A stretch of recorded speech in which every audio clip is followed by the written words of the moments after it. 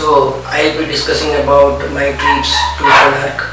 Here we were trying to see the gendered well-being, as because this is for the first time in South Asia that government of Odisha in the state of India was trying to give a title that is joint in nature to the male member as well as the female member of the household.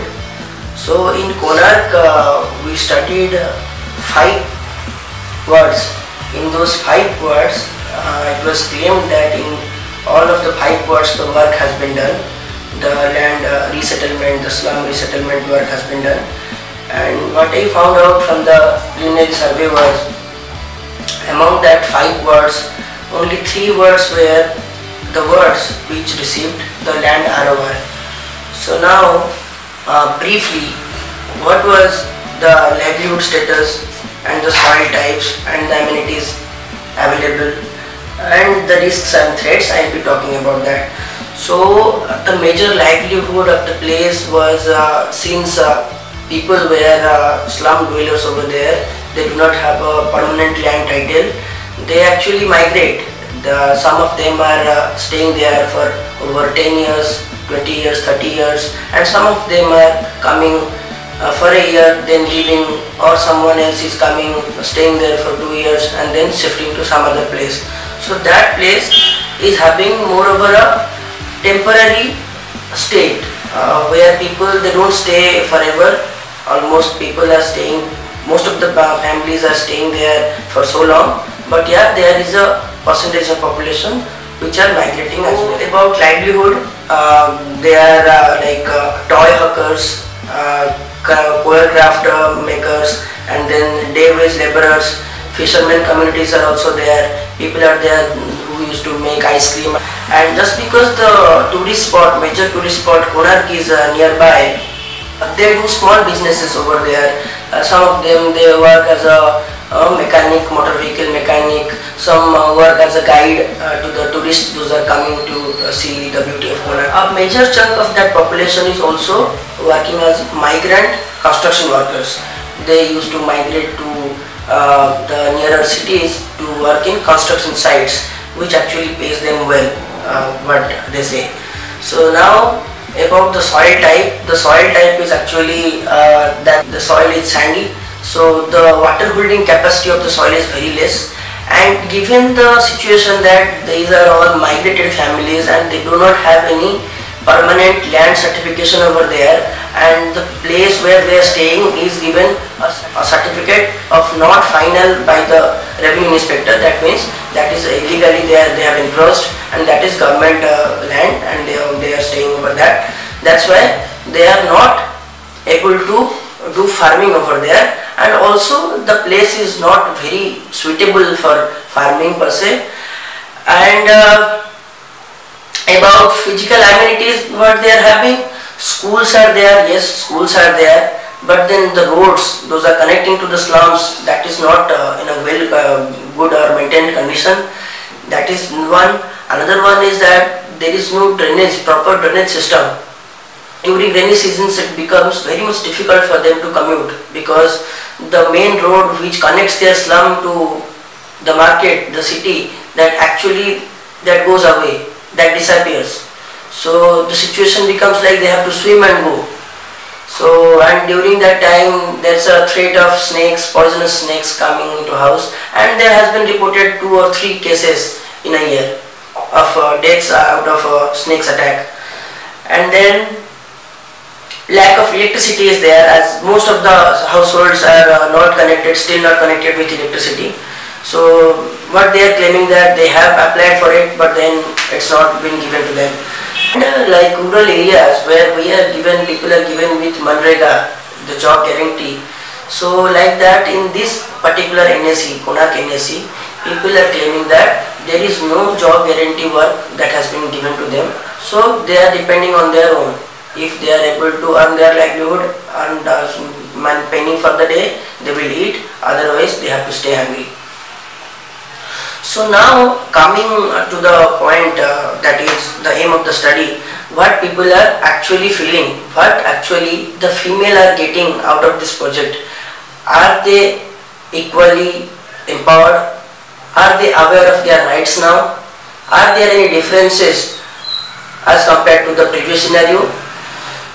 So by interviewing 10 families, what I observed was the female population, they are smart. It's not like they are very illiterate. They know how to put a sign. Some of them, they know how to put a sign, and they know how to calculate things. They know calculation, because some of them are helping their husband and family members in their daily businesses, so they know it. And when I asked them about what is their feeling, what is their experience with the project, with the slum rehabilitation project, they were saying that yes, it has had an impact in our life. So that we are able to have a voice, a say in our family's decisions. We are considered as a decision maker now.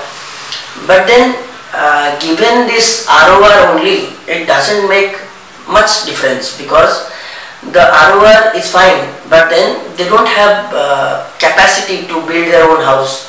So what they claim was to link a free Awas Yojana, the free house construction money to be given by government, which actually earlier government had promised to do.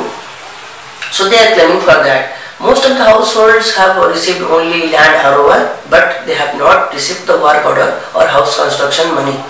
So they were asking for that, and with that they were asking for some livelihood generation activity by government, so that there will be a financial fund flow throughout a year. Fund flow will be there. Otherwise, it's very difficult for them to earn their livelihood during the lean period, like during the rainy season, like during the harsh summer time.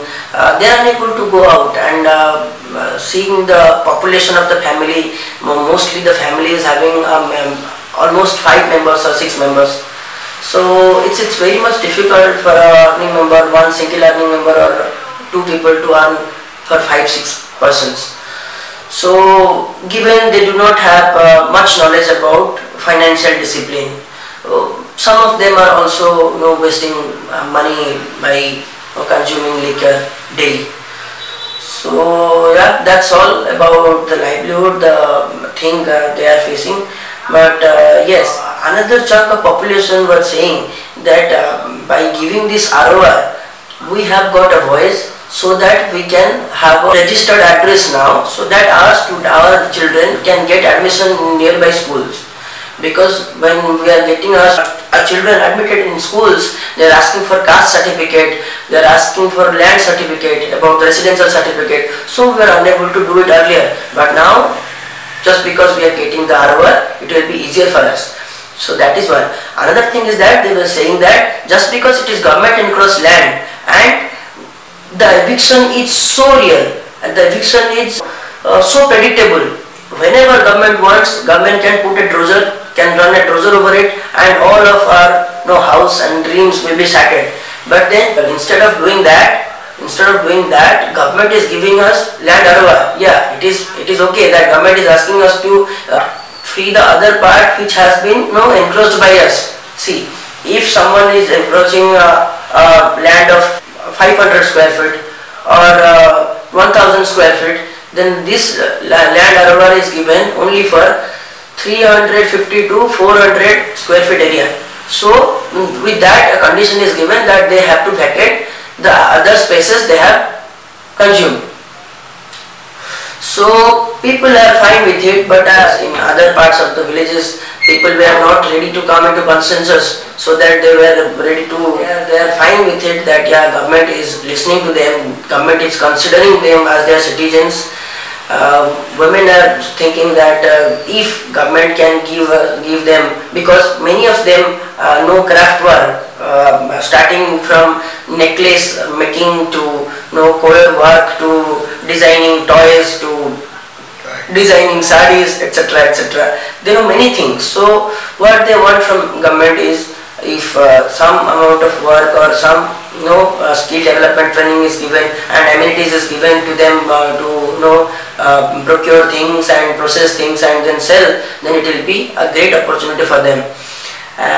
Also, most of them were thanking government for such an initiative, because Otherwise, they were not recognized as citizen of that place.